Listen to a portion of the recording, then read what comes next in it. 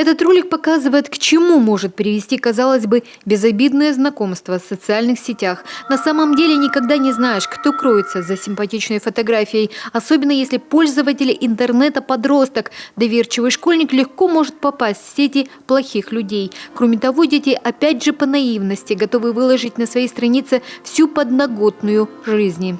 У нас есть такие случаи, когда дети в интернете размещают летом прекрасную информацию. Мы с семьей уезжаем в отпуск в Сочи на 2 недели.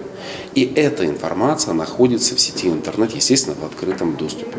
И если ребенок в сети интернет социальный представлен под собственной фамилией, под собственным именем, то об этом знают все одноклассники, все соседи, все родители, да вообще вся аудитория интернета об этом знает. Конечно же, это риски и угрозы. Нападки сверстников, оскорбительные комментарии и даже шантаж. Последствия могут быть самыми неожиданными. Задача взрослых – уберечь от этого детей. Именно поэтому тема интернет-безопасности сегодня поднимается на уроках информатики, специальных акциях и занятиях, в том числе индивидуальных. Роскомнадзор со своей стороны уже с 2015-го рассказывает школьникам, как защитить свои персональные данные. В планах – работа с родителями.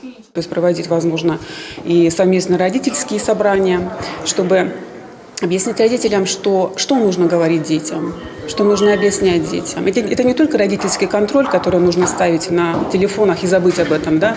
Это необходимо общение с детьми. Понимать, в каких группах находится ребенок, понимать, с кем он общается, это самое главное.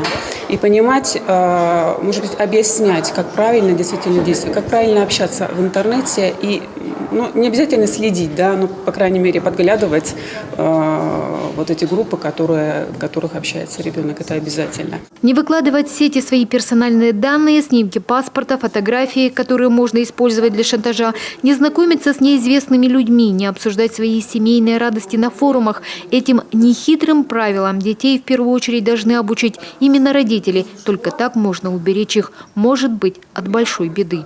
Елена Кононова, Антон Ворожищев, телеканал Юрган.